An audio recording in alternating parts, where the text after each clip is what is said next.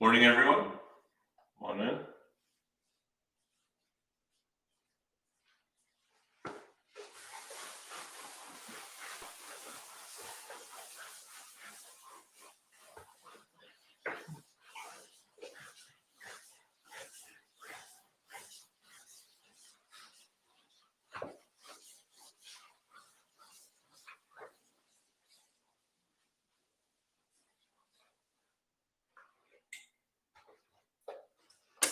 Did anybody work out that Lagrange multipliers question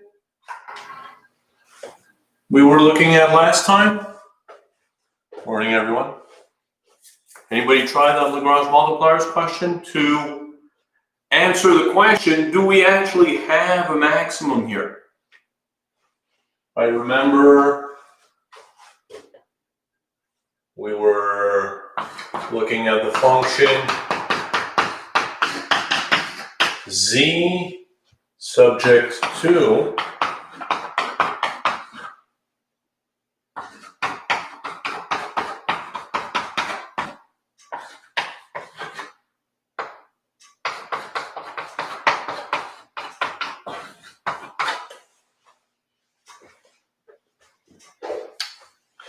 Did anybody work that out? Anyone?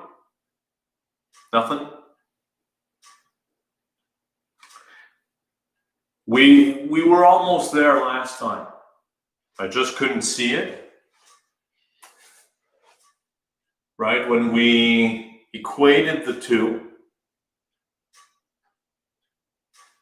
right? We said here z is 24 minus x minus y.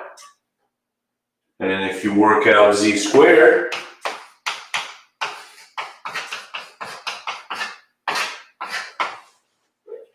so by equating the two, right, z squared equals z squared, you get x squared plus y squared equals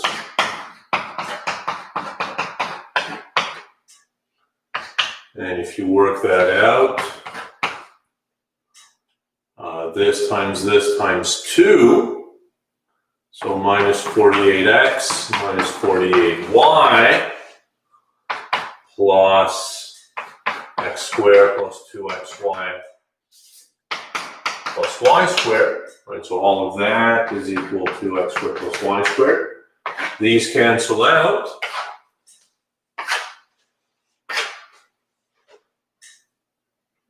And if you bring the y's to the other side, you get 48y minus 2xy is equal to 24 squared minus 48x.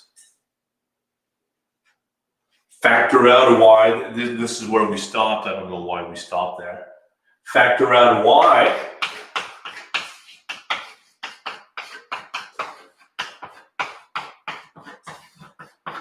And you get y is 24 squared minus 48x over 48 minus 2x. And this is really telling us what is happening here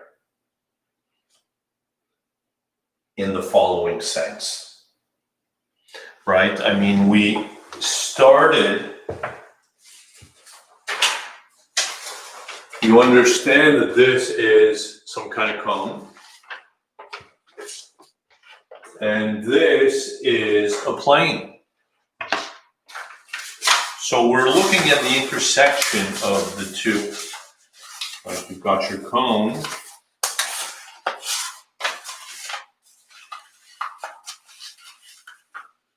You've got your cone right here. And you've got your plane, which is coming and cutting it. Now, the thing is, what would you expect? Normally, you would expect this to cut this nice right through, and you get some sort of oval shape. The problem is that this plane is too steep relative to the cone. So imagine if the plane was vertical like this. right? I mean, what would happen? You would cut it, and you would get this kind of not an ellipse, right? But this kind of parabola that keeps going. And if the plane isn't is steeper than the back part, if you will, then that's what's going to happen. And that's what's happening here. So you get this kind of cut like this that keeps on going forever. Exactly that. Exactly that. And so this is what this is suggesting, in the sense that if you take a large negative x, if you take a large, right, I mean, as x goes to negative infinity, it's easy to see that this is going to 24.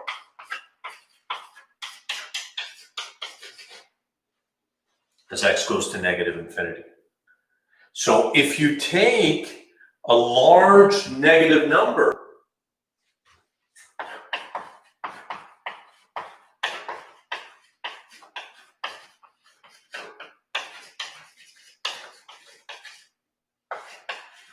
for x, you're going to get a number very close to 24 for y.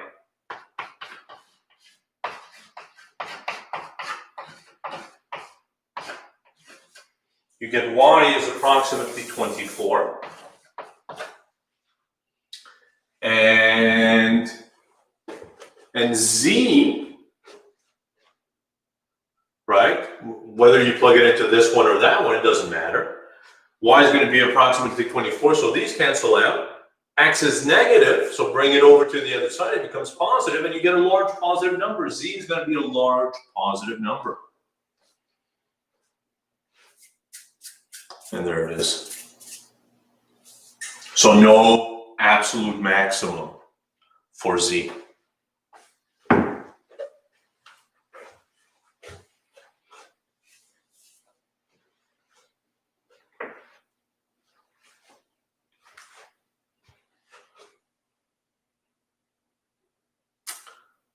How are we doing?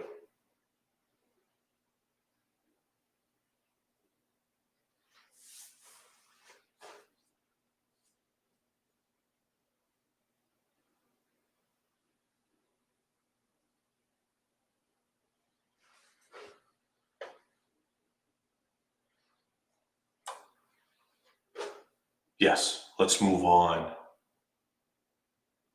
Let's move on to, well, I mean, I forget the question now. Were we restricting our attention to positive values of z, or did that not happen?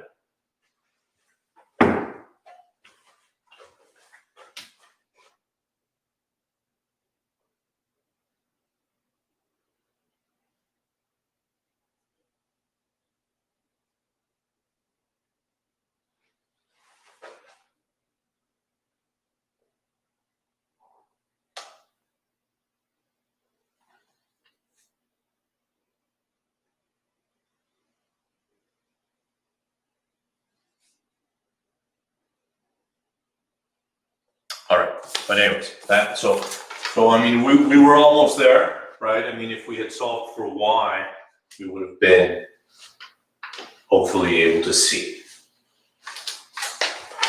That's all I'm saying. So no absolute values.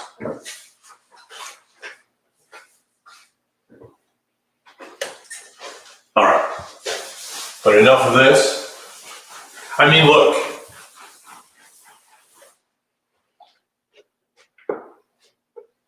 Arguing that you have an absolute max or an absolute min on a domain that is not bounded is not very easy.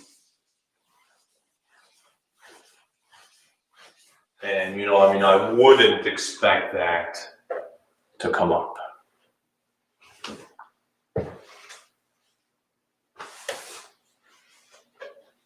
All right.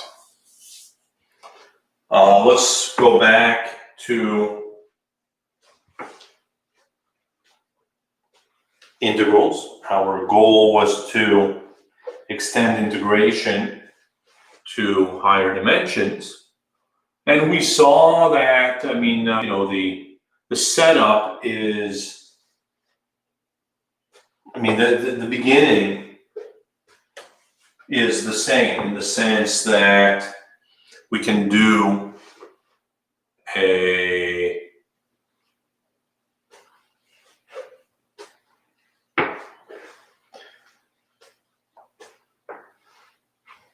yeah, I'm not sure what we're doing with the grading of the exam here. I think Professor Humphreys wants to tackle that. Let me get back to you. Let me get back to you with respect to that. And yeah. I don't know why people are moving away from the use of tablets. Well, actually, I do know. Because I've let people use tablets on other exams, and it just looks terrible. It's bad. It's very bad. The writing is bad. It's all over the place. It's difficult to read what the students have written. So, yeah. Yeah, you'd think, right? You'd think it'd look better. I mean, maybe it's just the people's tablets that were bad. I don't know. Yeah, but I mean, I had some submissions that were red ink on a black background. It was illegible almost. The final is going to work in exactly the same way. It's going to be a timed 3-hour final exam. So you'll have 6.5 hours.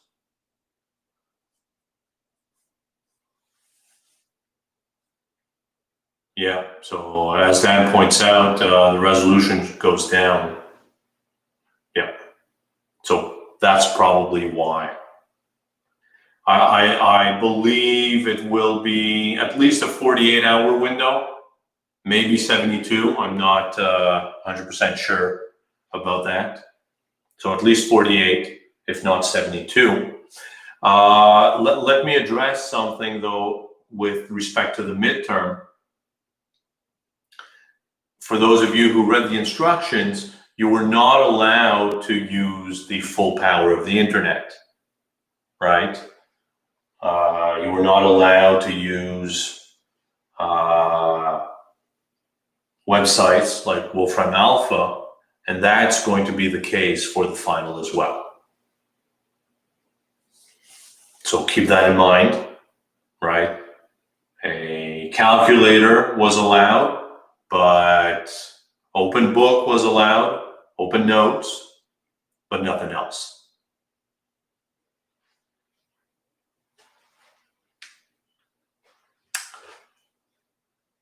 All right, so back to integrals.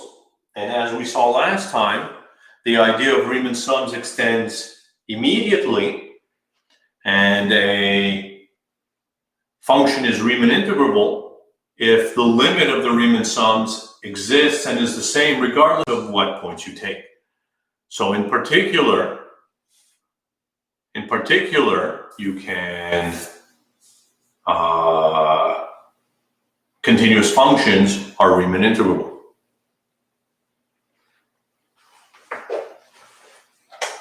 And as I suggested last time, the point is not to learn how to integrate again. You know exactly how to integrate.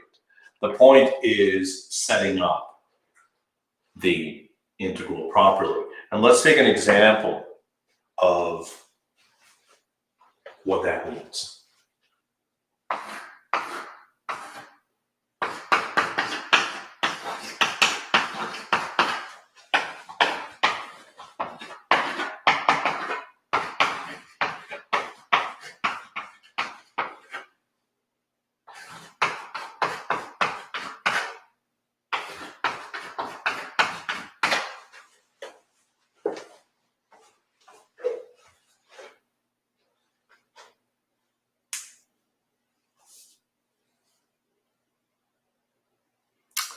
The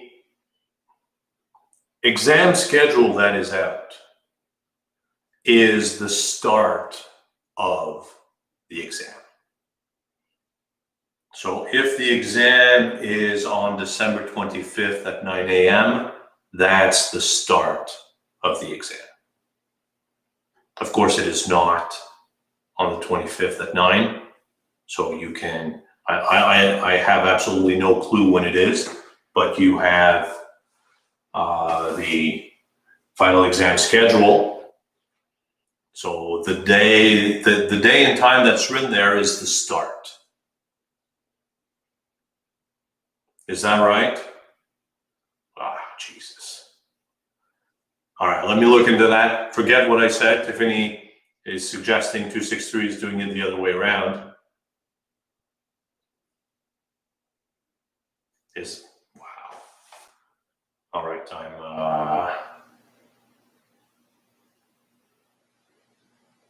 it's my understanding, let's say that.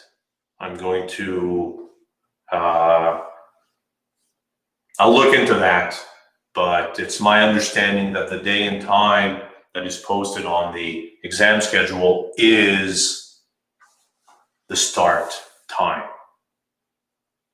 I'll look into 203. And when you say 203, you mean math 203? I'm going to look into office hours as well for midterms.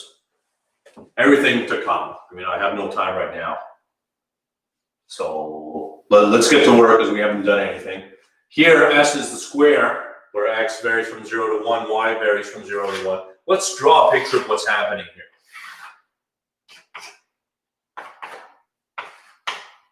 Right, X goes from 0 to 1, Y goes from 0 to 1.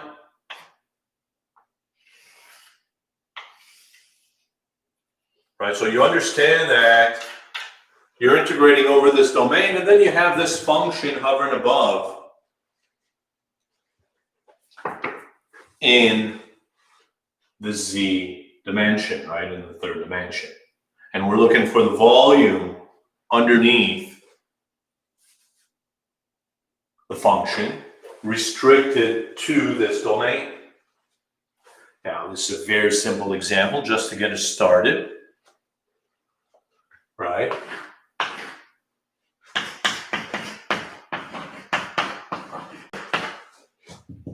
We are going to do integrals from the inside out. So the first integral is going to depend on y. How does y vary? Well, let's look at y. Right, here's the y-axis. And for any fixed value of x, the region starts here and goes all the way to there. The region starts at y equals 0 and goes all the way to y equals 1. Y varies from 0 to 1.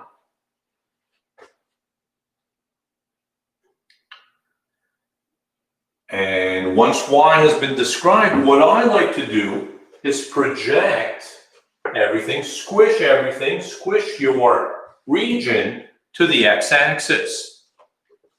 And if you do that, you understand that what you're left with is this interval from 0 to 1. But if you project everything onto the x-axis, you get x going from 0 to 1. This is a trivial example to get us started. Only to see what happens, right? So we're going to integrate it with respect to y.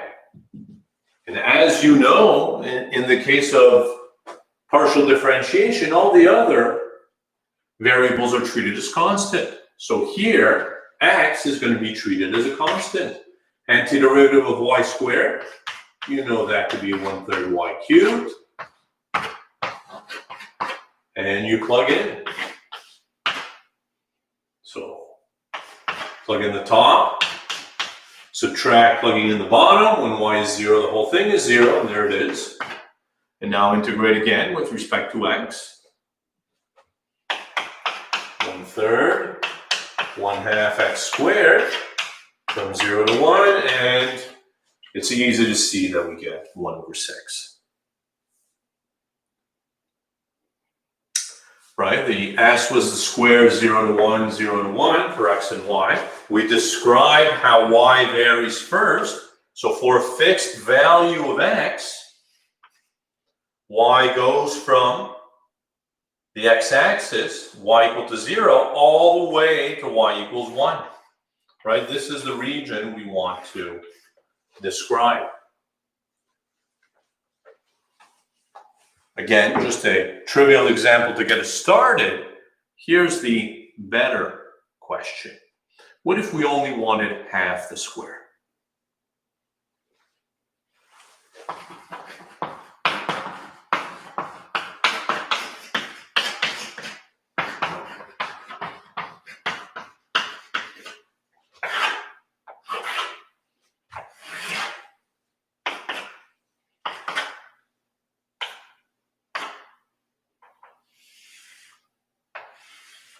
And I don't mean the bottom half or top half, or left half and right half.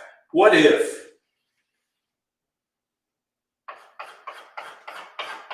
I wanted this half?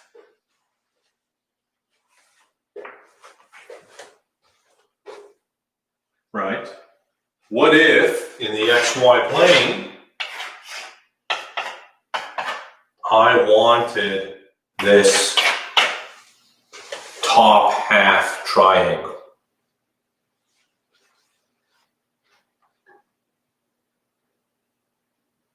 How does x and y vary? It's still the same integral, xy squared dy dx. How does y vary? For fixed x, the region starts when you hit this line, right? For fixed x, the region, right, because this is the increasing direction for y, the region starts when you hit that line and stops when you hit the other line. This, of course, you understand to be the line y equals x, right down the middle. So y starts at x and goes all the way to 1. Y starts at x and goes all the way to 1. Exactly that. Once y has been described, we project onto the x-axis. And if you squish this to the x-axis, you again get the whole interval 0 to 1.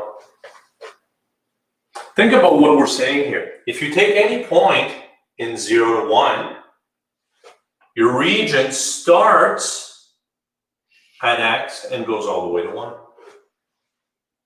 We have described this upper half.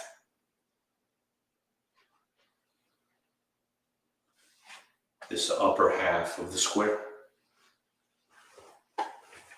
So after having described y, we projected onto the x-axis and got 0 to 1. Let's evaluate that, see what happens. Again, 1/3 xy cubed, from x to 1 this time.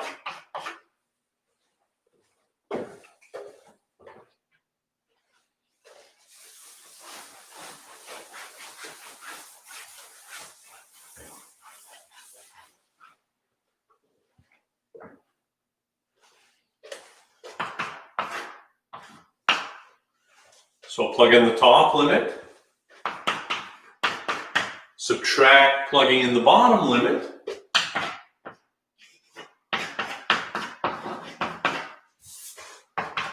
Integrate again.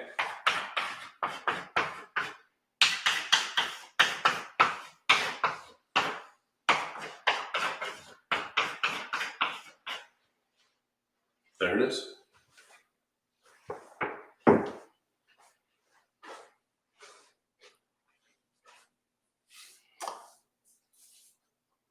So to answer Niloy's question, can we outline in general terms what we did? if we're trying to describe how y varies, we're going to fix a value x and move in the direction of increasing y to try to describe our region. So if we fix an x, the region starts when you hit this line y equals x, and continues until you hit this line, y equals 1.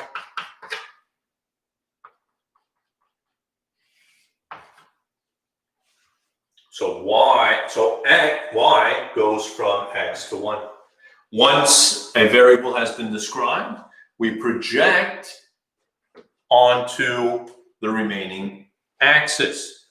And this answers the other question, why isn't x going from 0 to y? Once y has been described, we project everything to the x-axis and we get the interval 0 to 1. This is the projection. Why is it going from x to 1 again? That's the whole point. Fix a value of x and see how y varies. Y starts living here and continues until you hit this line, right? This is the increasing y direction. Y starts here and goes all the way to there.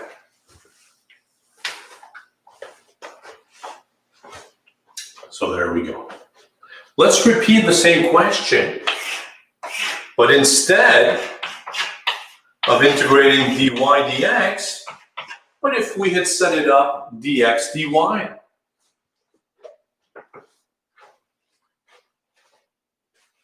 Right, as Louis was suggesting, let's set it up dx dy. It's still the same region, but now we're going to do the opposite. Instead of fixing an x and seeing how y varies, we're going to fix a y and see how x varies. This is the increasing direction for x. X starts on the y-axis and moves all the way to that line. X starts at x equal to 0 and goes all the way to x equals y. So x goes from 0 to y. Once we have described how x varies, we project onto the y-axis, and again we get the interval 0 to 1.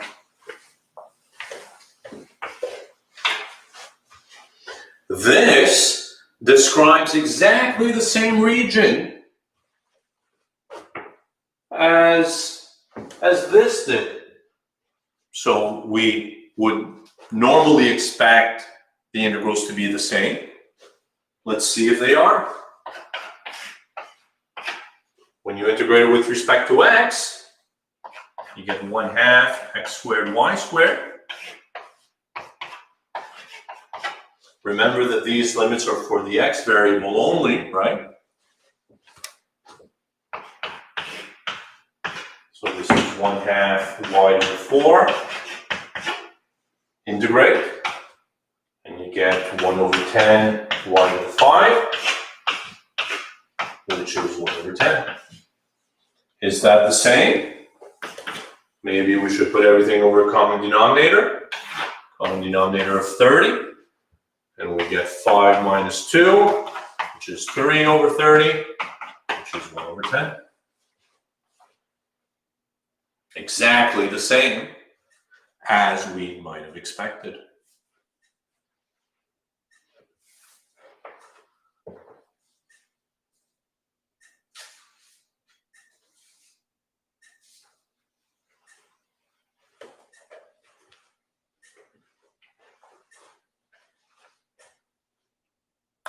Gabriel is asking an excellent question. How would we do the other way around? Start with an integral and find out what it represents. And that is absolutely relevant.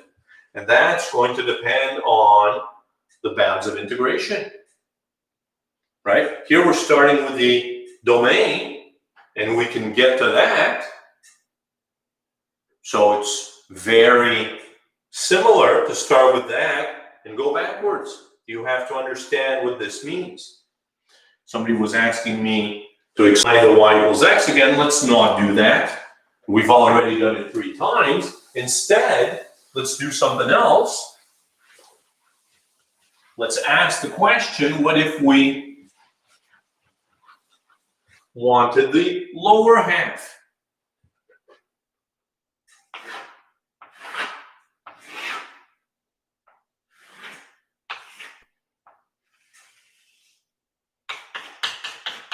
What if we were integrating on this half?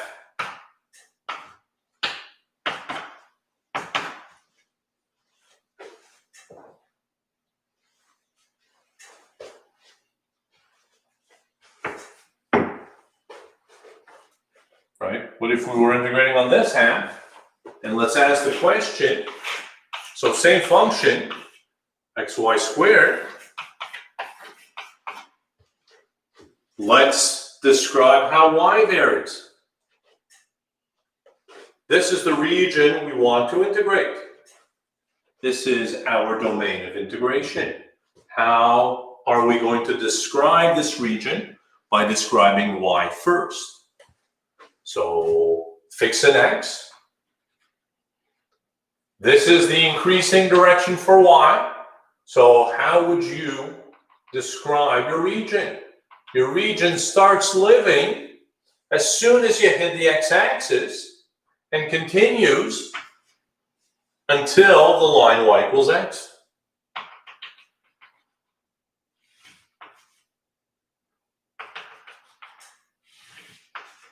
Your region starts at y equals 0 and goes until y equals x. Once you've described how y varies, we project this to the x-axis. And if you squish this to the x-axis, you get this region, this interval, 0, 1 again.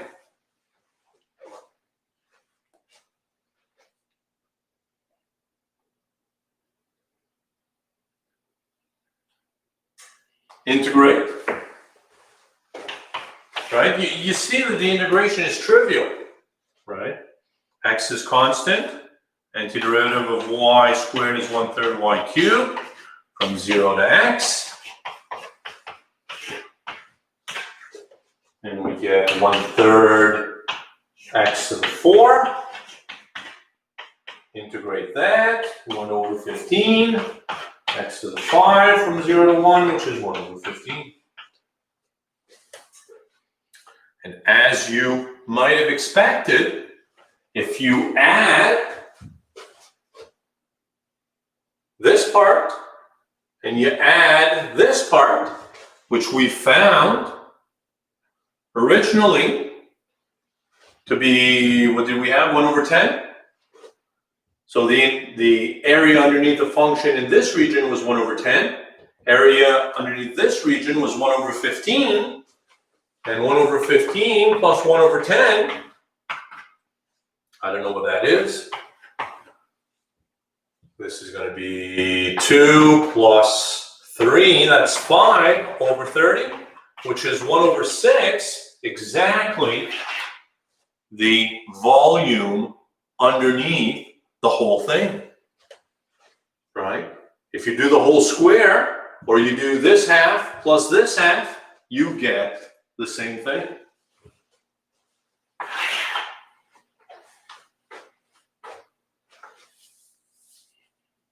Why isn't the x bound to 1? It is. X goes from 0 to 1.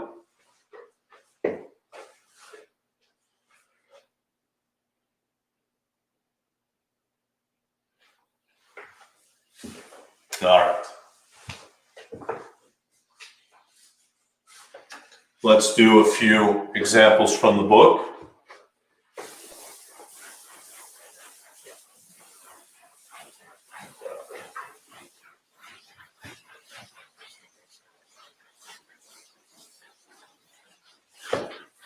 But that illustrates the whole point of the double integral. It's the setup that's going to be important. Why is the lower half not equal to the top half? Because, as Gabriel suggests, our function is not symmetric, right? You have this function z equals xy squared. It behaves differently here than it does there.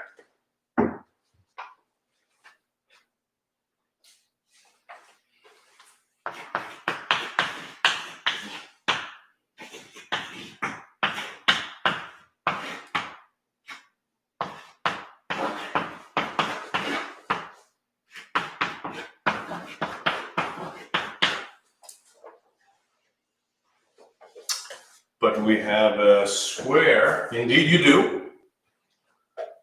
Indeed you do have a square.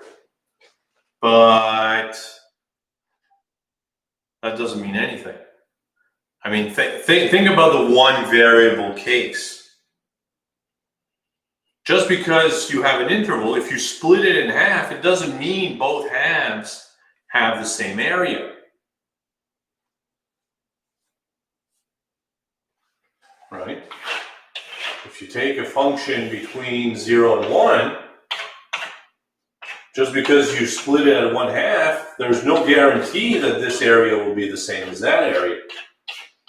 The function is very different. And here it's the same thing, but in 3D instead. Consider this, and before we integrate, why don't we talk about the domain? What is the region of integration here? Right, you can read off the region of integration right there. And you recognize that. Right, y goes from 1 to 5.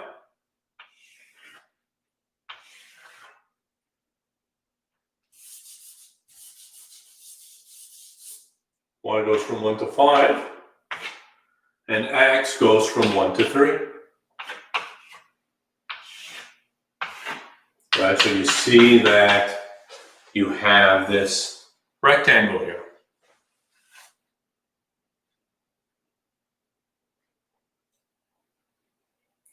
Convinced? The integration is trivial. If you integrate with respect to y, can we do that in our heads? The 1 over x is a constant. You've got ln y over y. Does everybody see that it's 1/2 ln squared?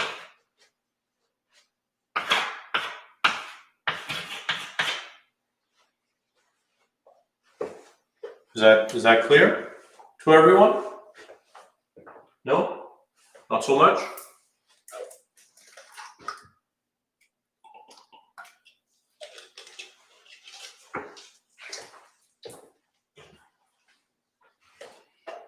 Exactly. Adamar, u substitution. U equals ln y. So that du is 1 over y dy. Absolutely. Very good. So 1/2 ln 5 squared minus 1/2 ln of 1, which is 0. So let's leave it as that. And then 1/2 ln 5 is just a constant. Antiderivative of 1 over x is ln x, which is 1/2 ln 5 squared times ln 2.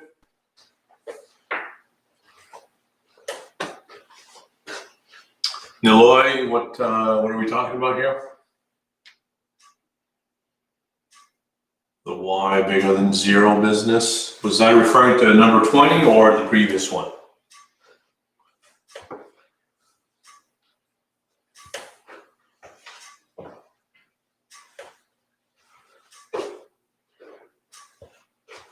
If you're referring to the previous question, we were restricting our attention to x being between 0 and 1 to begin with.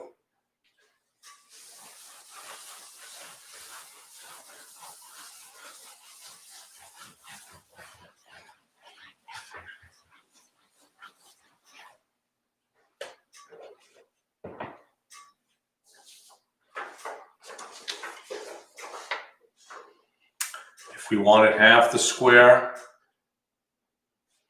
so if you wanted maybe this half, right, then you would have to figure out this line, whatever it is, and if you describe how y varies first, you fix an x, and x goes from here to there.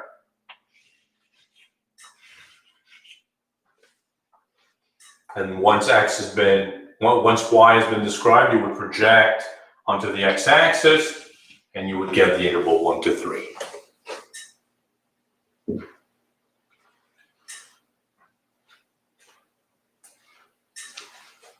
The bounds would be 1 to 3 for x, absolutely.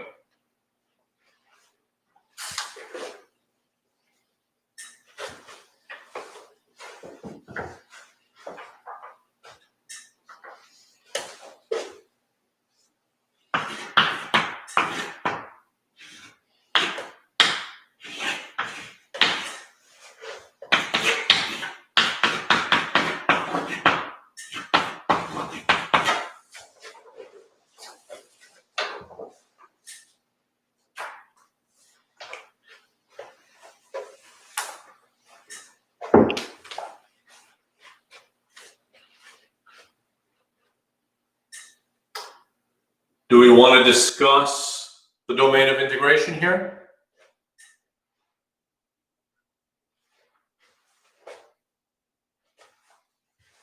Thank you. The 3 somehow became a 2.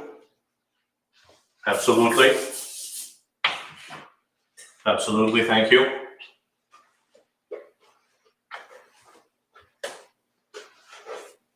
Thank you, Gabrielle. It is log 3, not log 2.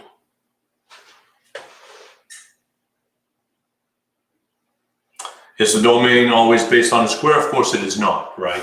I mean, as pointed out here, it could have been this, it could have been that. It could be anything, anything at all. It didn't, Rick. It was a mistake. We fixed it. Does it matter which integral we do first? An excellent question, Philip. Does it matter which integral you do first? First of all, the way it's written here, you do from the inside out, always. But here we're doing dy dx, here we're doing dx dy. The obvious question that arises, are they always equal? Let's do this example, and then I'll tell you when they are equal.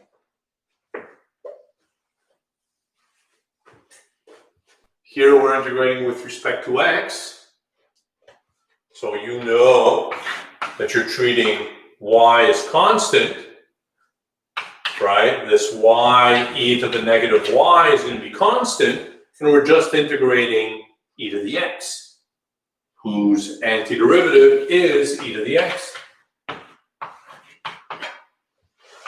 So that is just, in fact, let me take that completely out. This is e squared minus 1, leaving you with y e to the negative y. And the question that arises, how do we integrate this? You know how to integrate. How do we integrate?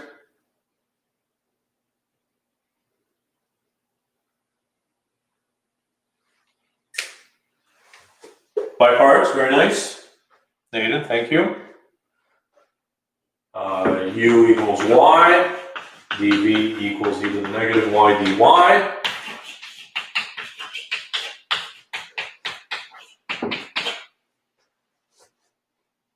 Right, you all remember how to integrate.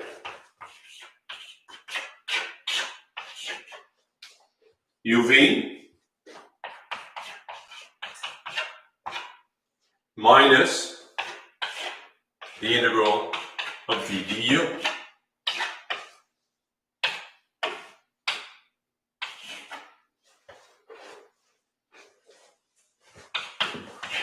So e squared minus 1. This is minus e to the minus 1. And when you integrate that, you get minus e to the minus y between 0 and 1. So e squared minus 1. This is going to be another one of these, and then you get a plus 1. So 1 minus 2 e to the minus 1. Is that correct?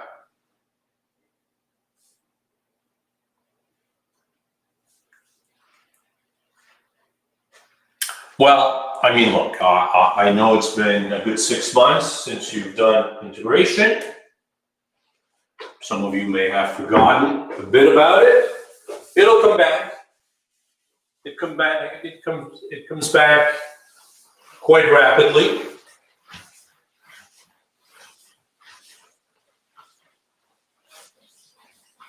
You don't have to relearn everything from scratch.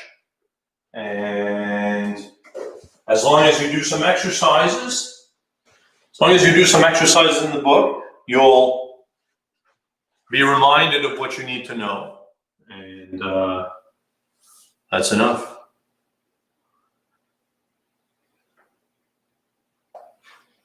Are you referring to this lower bound right here?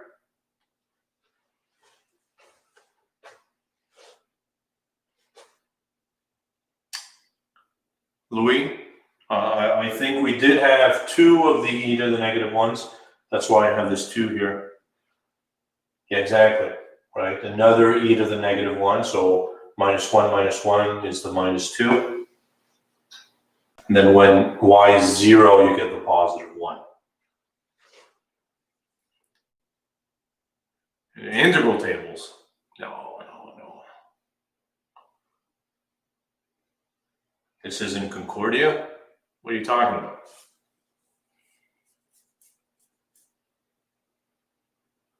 It's top minus the bottom, right? So minus.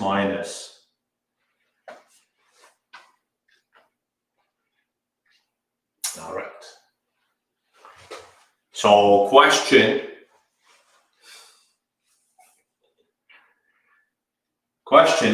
when can you reverse the order of integration? When is the integral dx dy the same as the integral dy dx?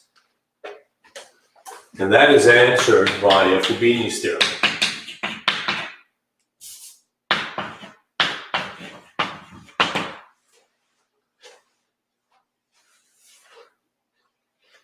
Fubini's theorem tells us that if the integral over the domain of the absolute value exists and is finite,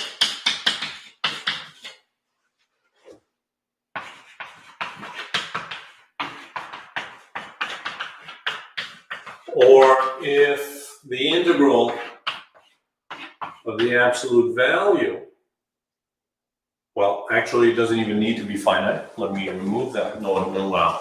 Let's keep it. Or if this exists.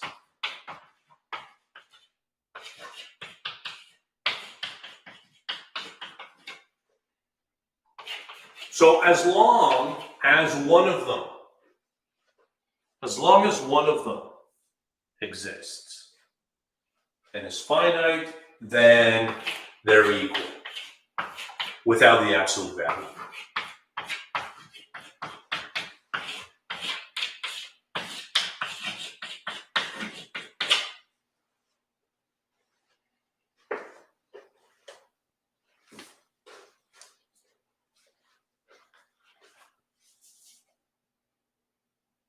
There it is. As far as we're concerned, this will always be the case in this course. In this course, without checking, you'll always be able to switch the order of integration.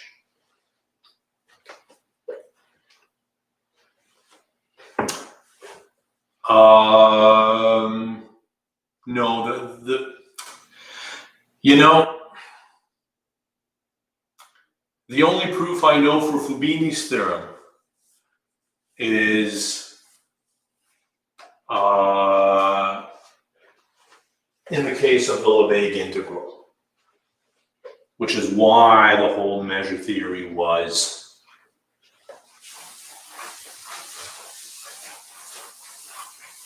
discovered to begin with, right? It was to make, because proofs in the Riemann integral are very difficult.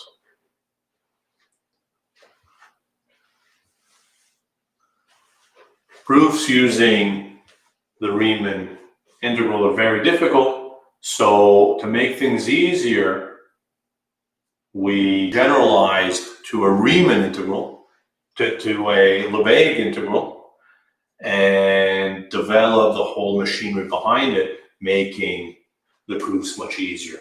And Fubini's theorem is one case where that exactly happens.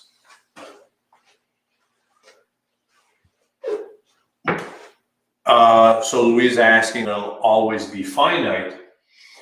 Interestingly enough, you still have the notion of improper integrals arising in 2 and higher dimensions. The book does not treat these things. So as far as the book is concerned, the integrals are always finite. Exactly that way, right? If one of them is finite, the other one is necessarily finite as well. Yeah.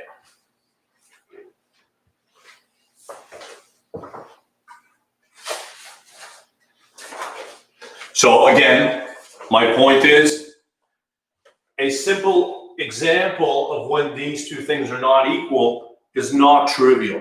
And I think the book does outline one example. However, as far as we're concerned, it's always going to be the case. We can always change the order of integration.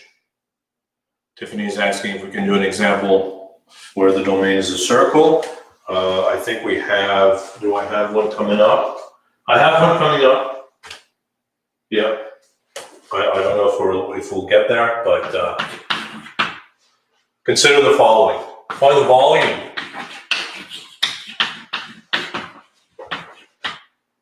of the solid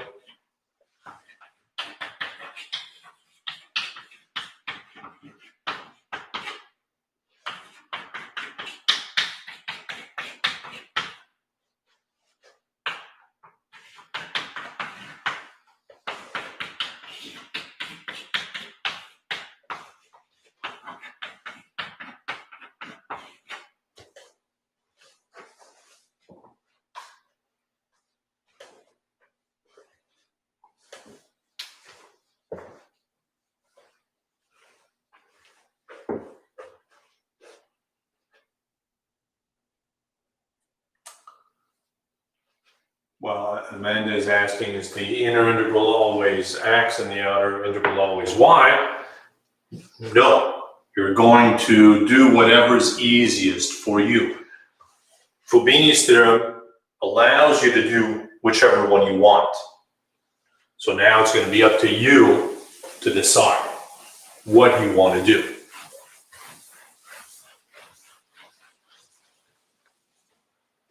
Let's consider this. Right? I mean, it is kind of the opposite of Clairaut's theorem, telling you that the derivative with the mixed partials are equal. Exactly that. Yeah. So let's understand what's happening here. What are we looking at? Z equals 0. You know that to be the xy plane. X equals 0 is the yz plane. X equals 5 is some plane like this right here. Y equals -2 y equals -2 is this plane right here. Y equals +2.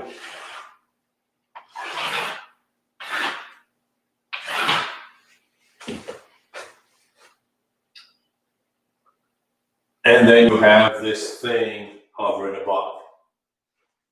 Who knows what that looks like?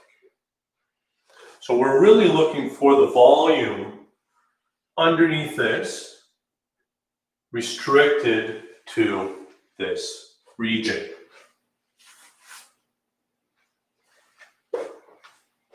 Right, so it's really restricted to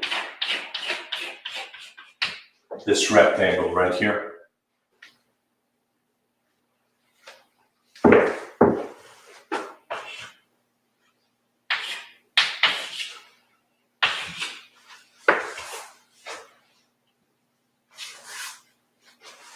All right, so let's set it up. It's the volume underneath this function.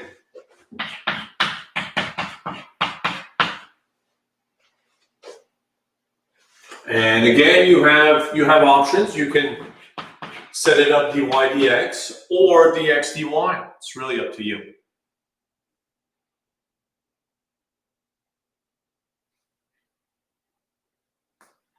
Louis asking what would happen if one integral is not equal to the other. Well, I mean, it represents volume if your function is positive, right? If your function is negative, then it's negative of the volume kind of thing, and something goes terribly wrong at some point.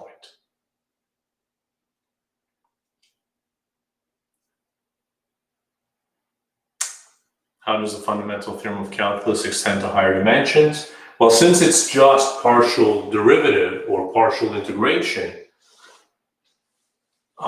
it extends immediately.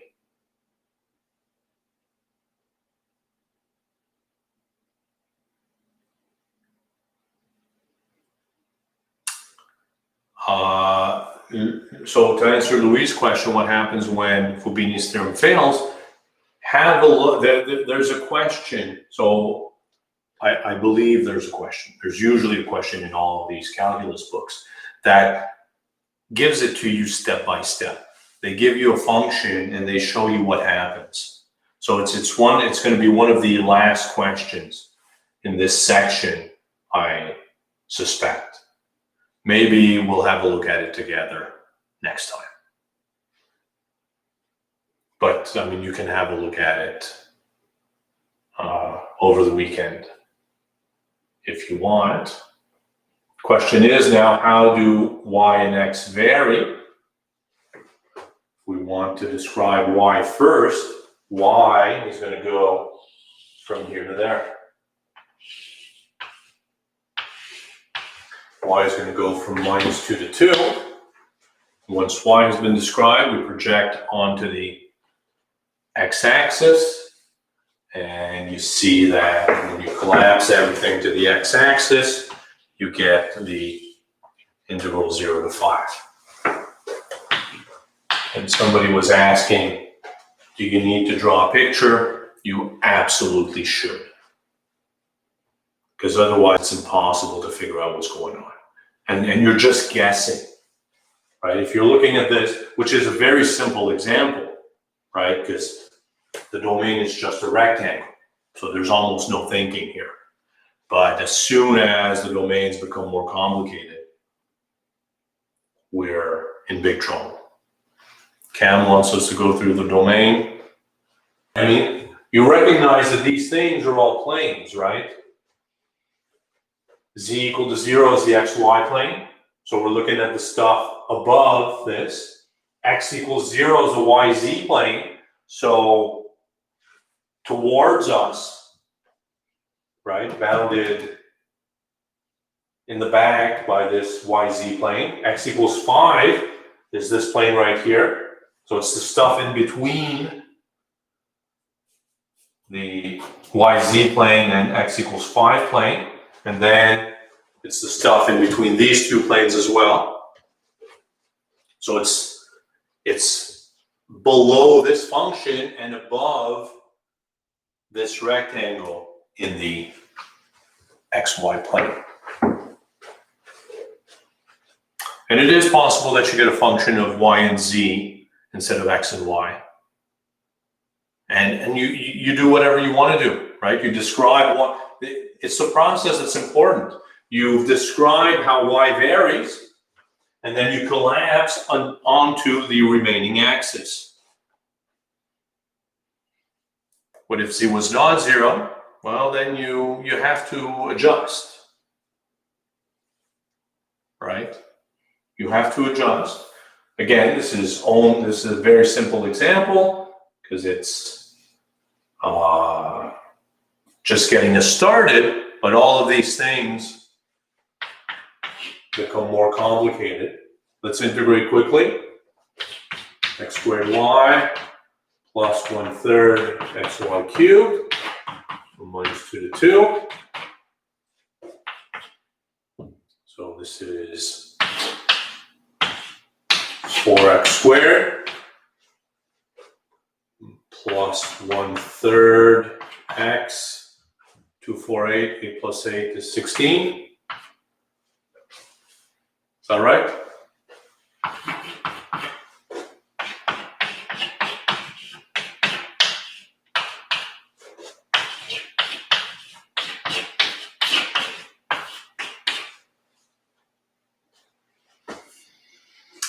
Uh, 20 plus 8 is 28 times 25.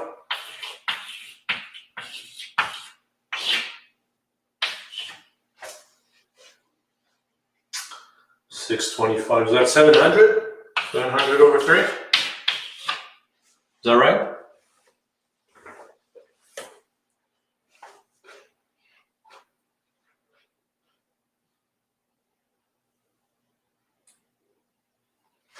Why is it from 0 to 5? Well, it was bounded.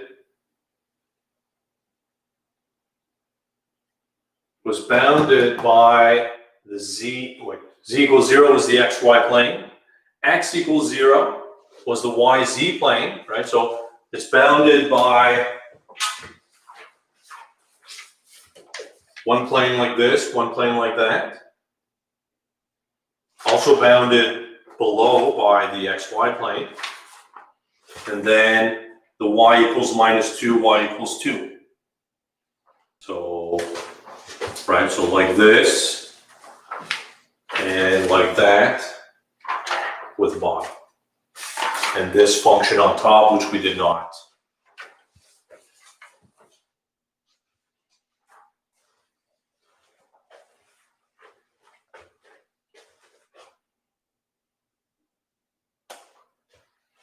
Have I made a mistake?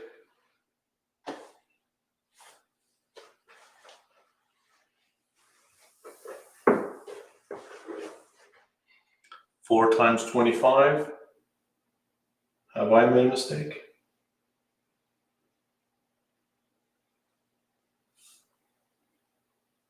No mistake. Very good.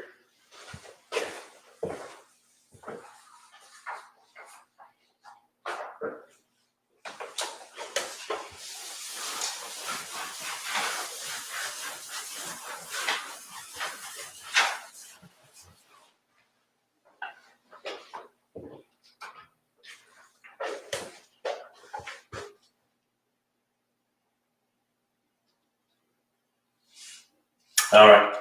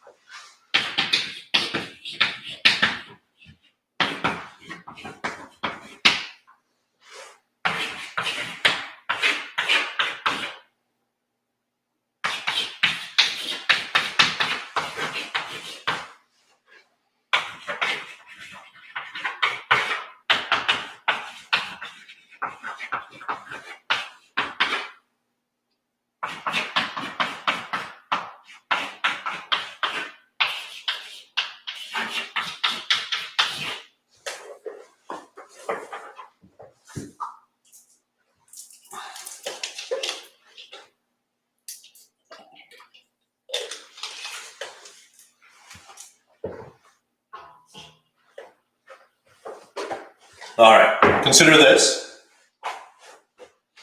We are asked to, first of all, let me bring your attention to the notation here, dA, meaning change in area, right? Where your delta x and delta y represented the area of this small rectangle. So change in area dA. We write that when we don't want to write dx dy or dy dx. And here this makes a lot of sense because the question is asking you to set up the integral two ways. In other words, set it up dy dx and set it up dx dy, and then decide which one you want to integrate. First, let's graph the region we're integrating over. We're just going to graph it in the xy plane, right? No need to graph it in 3D. Because anyways, there's really no point in graphing the integrand, almost ever.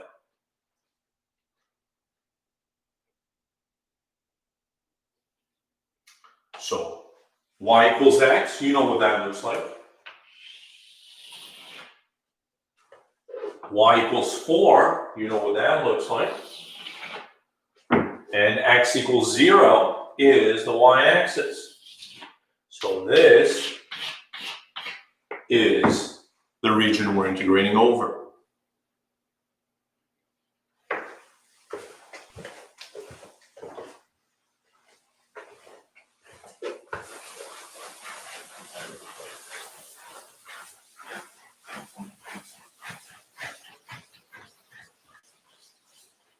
Everybody with us? So let's set up our integral. They want it two ways.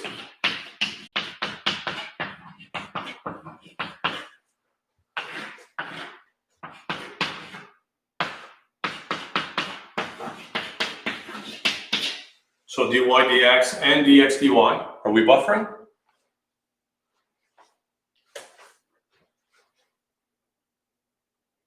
No. Very good. Very good. So let's set it up dy dx. How does y vary?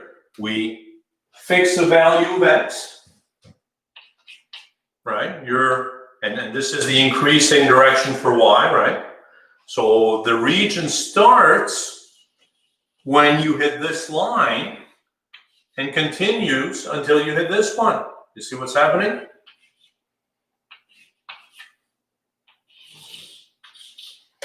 Y goes from the line y equals x all the way to y equals 4. Y goes from x to 4.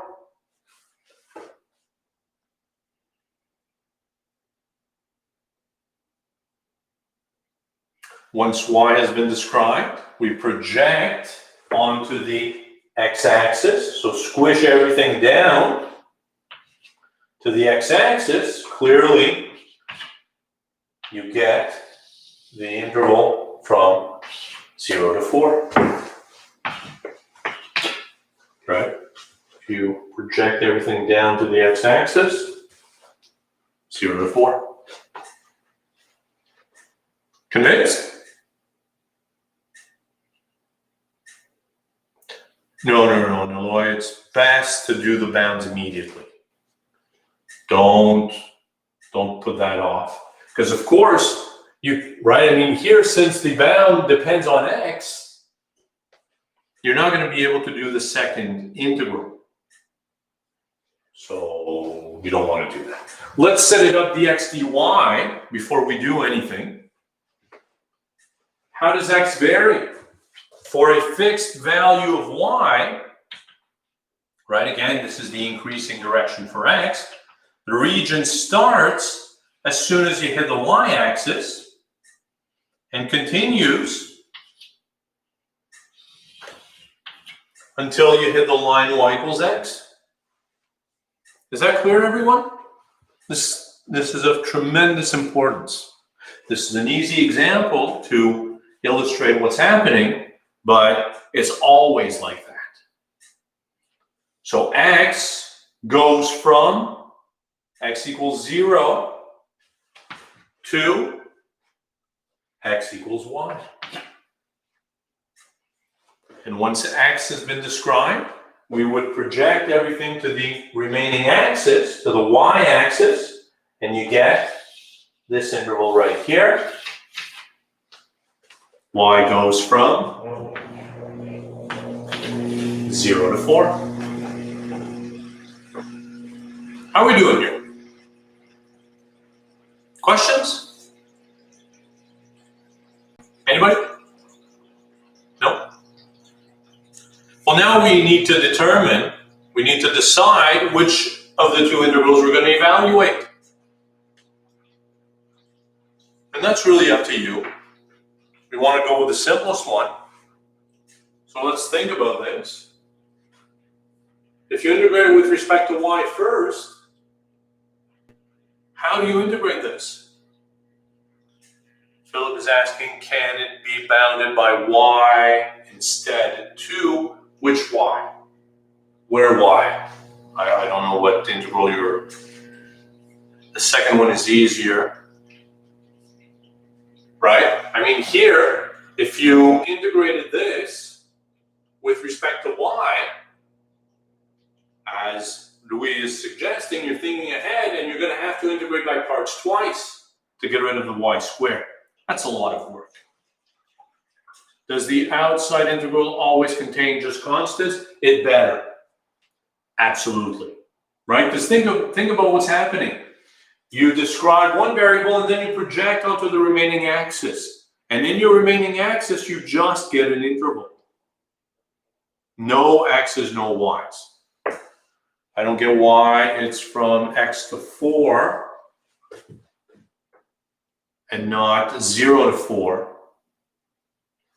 Well, so that was describing how y varied, right? So first of all, this is the increasing direction for y, and your region starts when you cross this line.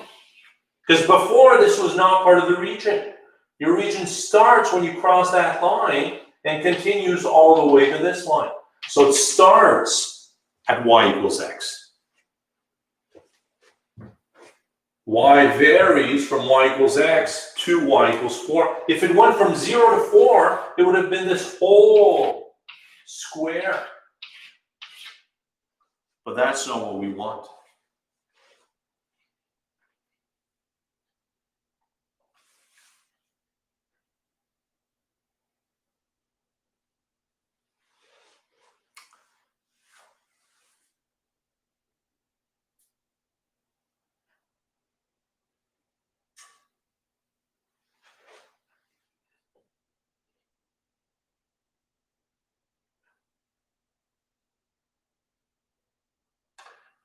Gabriel and Louis are asking for bound for variables on the last one. That's not going to happen. That's not going to happen. These represent volumes, so we want a numerical answer.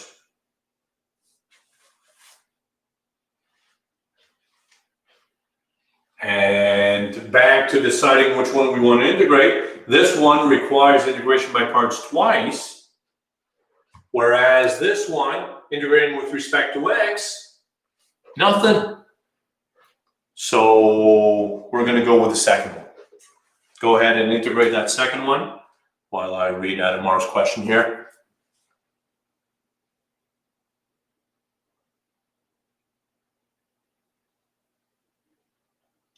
Exactly, Adamar. Adamar was asking in the first example, we had x going from 0 to 1 in both, x and y going from 0 to 1. That's because we had a square. And here we now have a variable, something different from the square.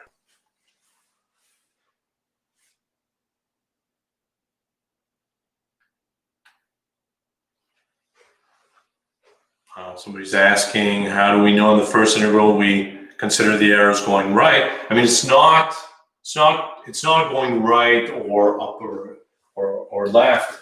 I mean, it's how your variable is increasing. Right here, we're describing y, and you know how y varies. Y goes this way. So your region starts here and ends there. This is not part of the region. Not part of the region, not part of the region. Region starts here and goes all the way to there. Y goes from x to 4. No indefinite multiple integrals. Are the outer integration bounds always the same for both the dy dx and the x dy? The answer is no. This is purely coincidental because we were working with y equals x. If you had y equals 2x, it would have been completely different.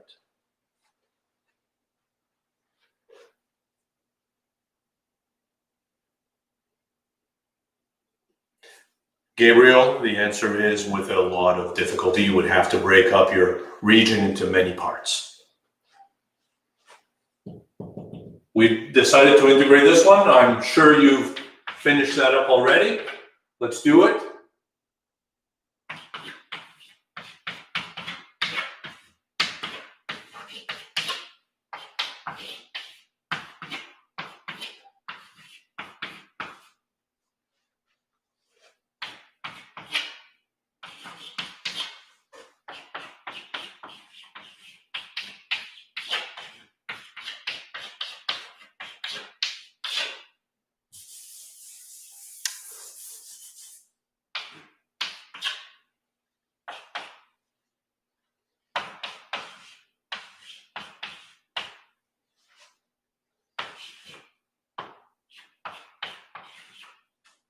There it is.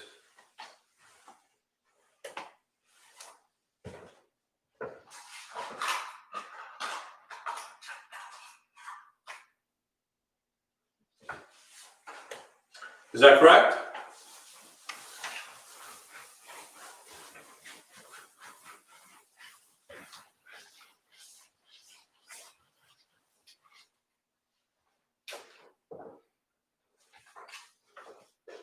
Thank you.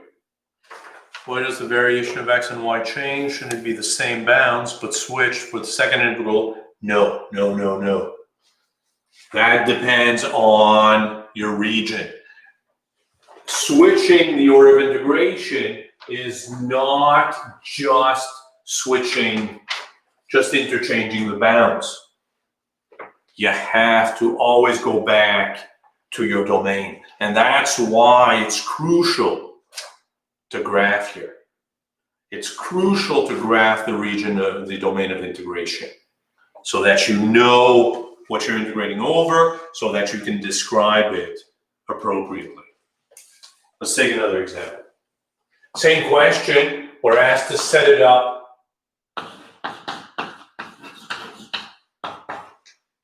two ways.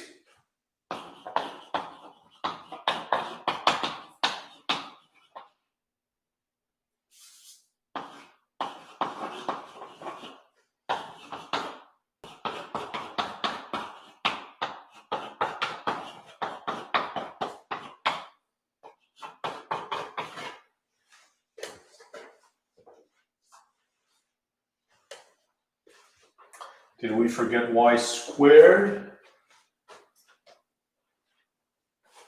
How does y squared become y? Thank you, Naloy. Naloy has given us the answer. Right, so you're making a u substitution here. When you integrate with respect to x, make a u substitution, u equals xy, so that du is y dx.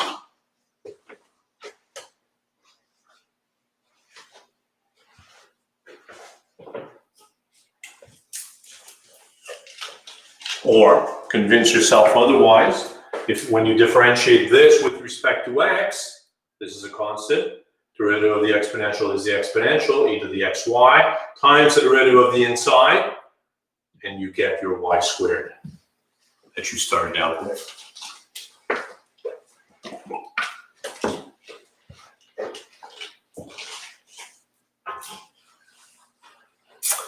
Is everybody comfortable with this? Questions?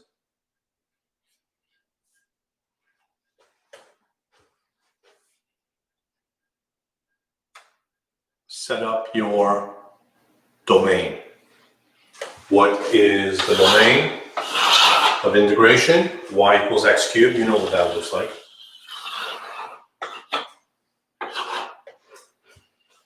Y equals 2x plus 4. You know what that looks like.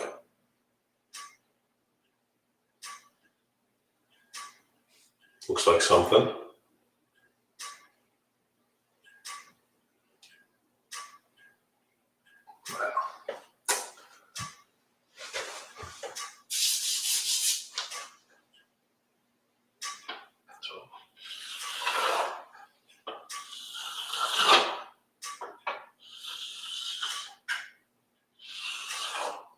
It's terrible. It's a terrible, terrible, terrible graph.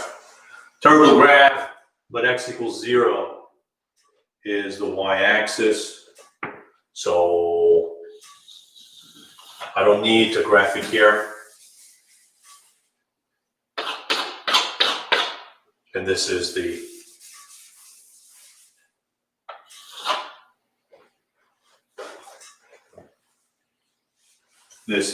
domain we're integrating over.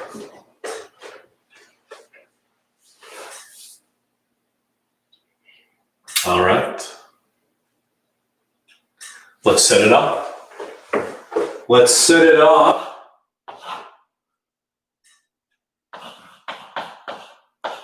dy dx.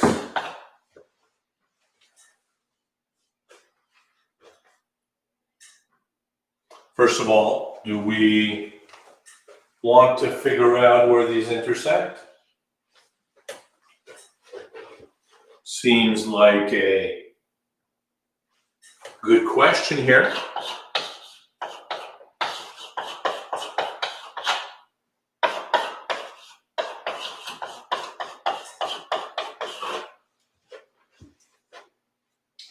And you see you've spotted a root, I'm sure. When x is 2, this is 8, minus 4 is 4, minus 4 is 0. So x equals 2 is a root. And this factors as this minus 2, so plus 2x minus 4x. So I need a plus 2 here as well. And I'm sure you've recognized that this is an irreducible polynomial. So the only root is 2. There it is.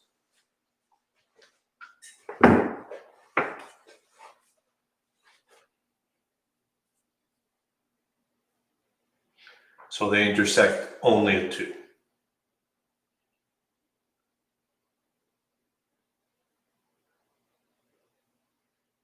So that's why my graph on the other side was terrible, because this keeps going, and this is always going down faster, so they never meet. Excellent. How does y vary? Y goes from here to there.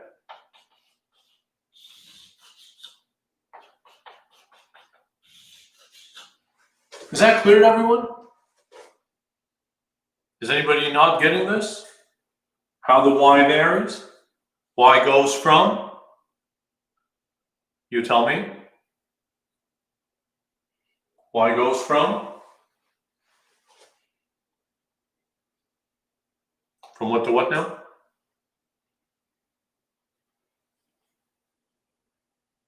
X cubed. 2 to 2x plus 4. Thank you.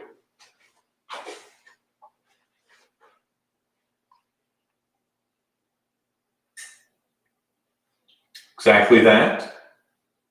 And once y has been described, we project everything down to the x-axis, and you see that you get the interval 0 to 2.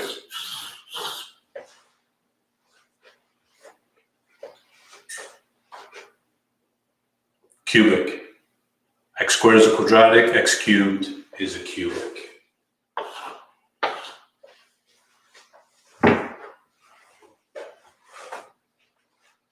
So perhaps you're thinking to yourself, you have a cubic equation here, and very much like the quadratic formula gives you the roots of a quadratic polynomial, there is a cubic equation which gives you the roots of a cubic polynomial.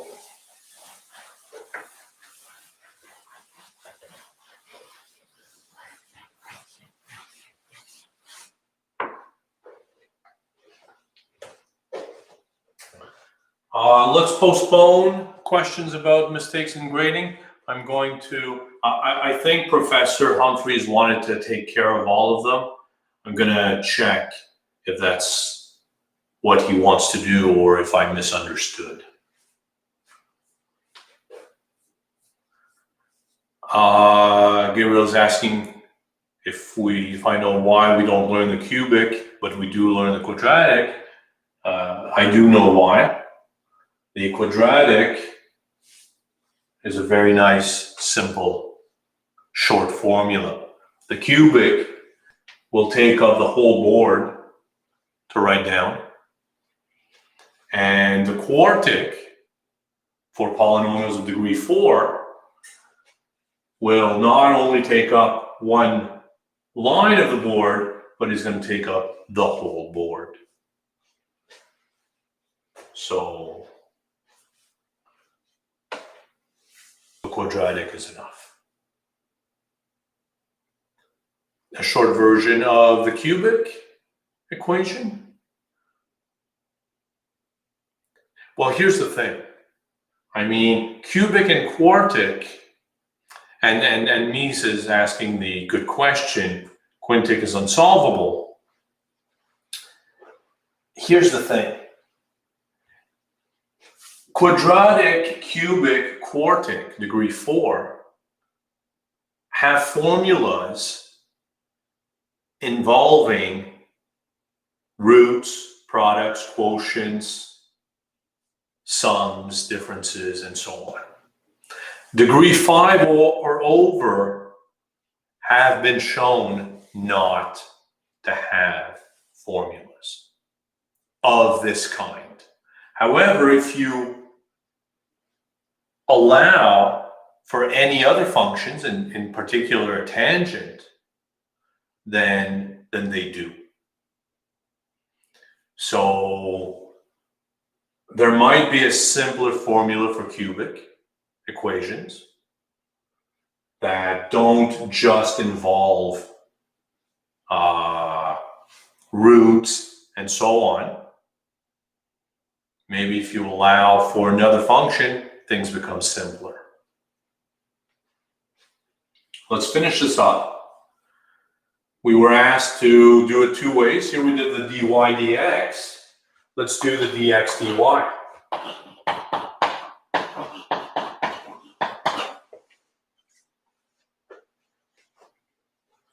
We can also consider dx dy exactly. Let's do it now. I mean, the question was asking for us to do two ways. So we did it dy dx first. Now let's do it dx dy. So for a fixed value of y, how does x vary?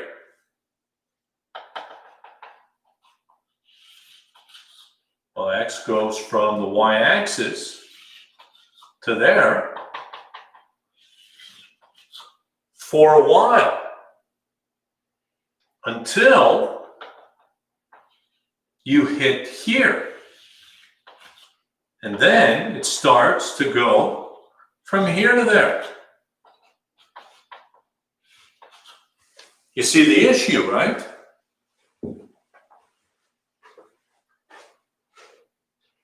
You see the issue? If you're integrating dx dy, you're going to have to split it up into two pieces.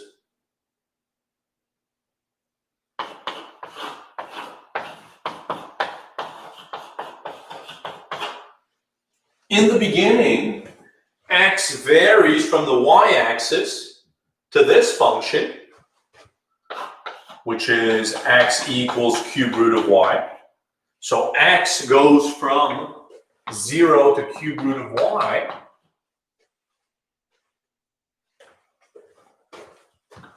Until you hit this point right here. And this was where this is the y-intercept of that line, so that's 4. So x goes from 0 to cube root of y.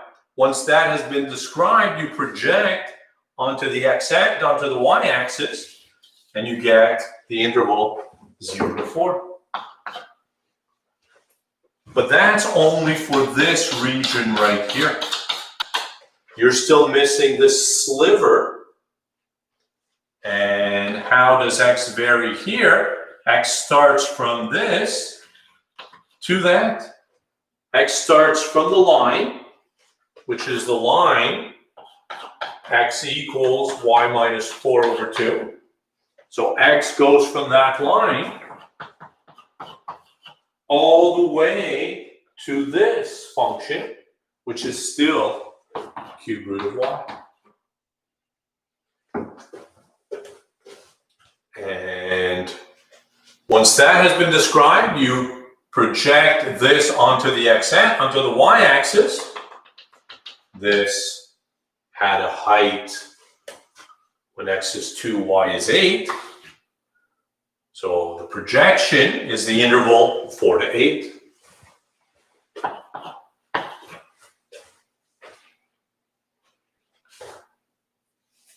Exactly that.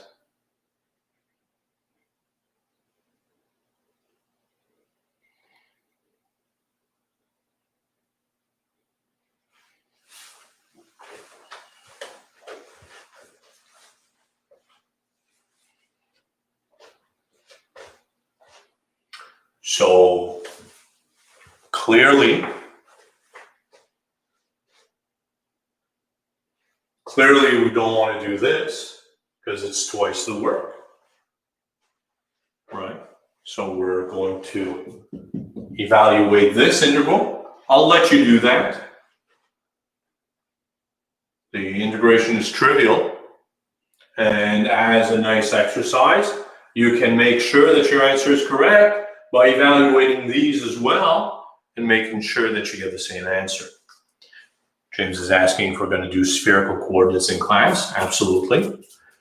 On Tuesday, we'll probably start polar coordinates. See how far we get. How are we doing here? Questions? Anybody? Practice this double integral business, right? Again, can you integrate the chosen integral? Let's do it. 0 to 2, 6x squared, 2x plus 4, minus x cubed. So this is 12x cubed. 12x cubed, so that's going to be 3x to the 4.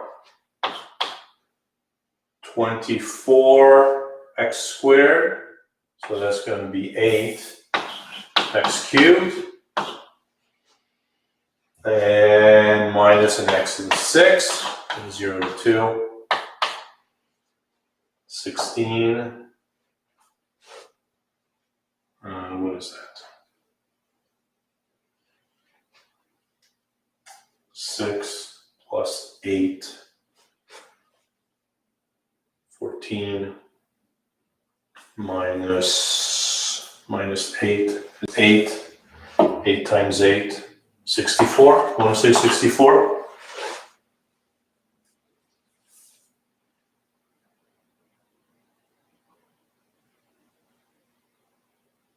64, apparently.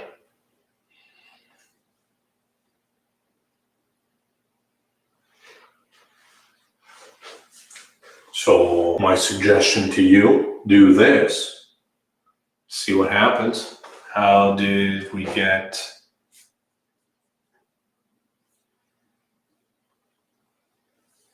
Sorry.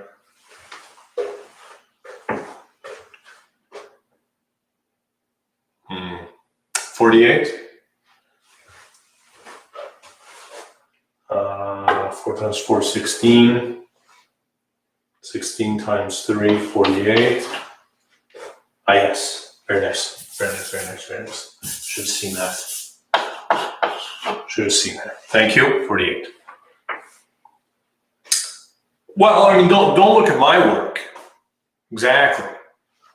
Do it. You know what the antiderivative is. There's no y there. So the antiderivative is 6x squared y. Plug in the top limit, subtract plugging in the bottom. Then expand everything, integrate term by term. This is trivial. Trivial here. These are just polynomials.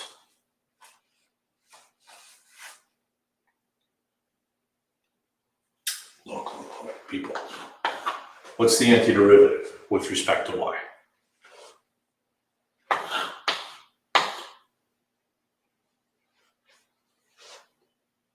What's the antiderivative with respect to y?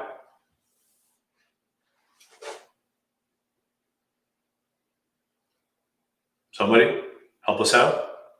Antiderivative with respect to y? What function has derivative 6x squared when you differentiate with respect to y? 6x squared y between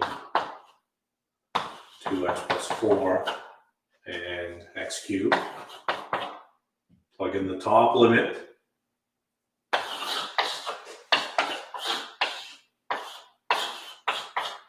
Plug in the top limit in for y. Subtract, plugging in the bottom.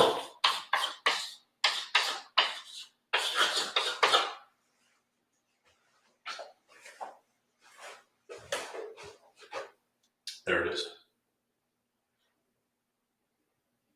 Now, expand everything, and you just have powers of x.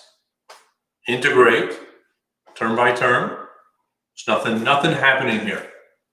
You're getting lost in the work when in fact you can do this in your head.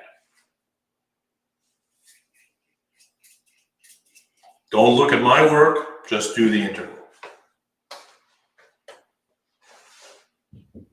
And come up with 48.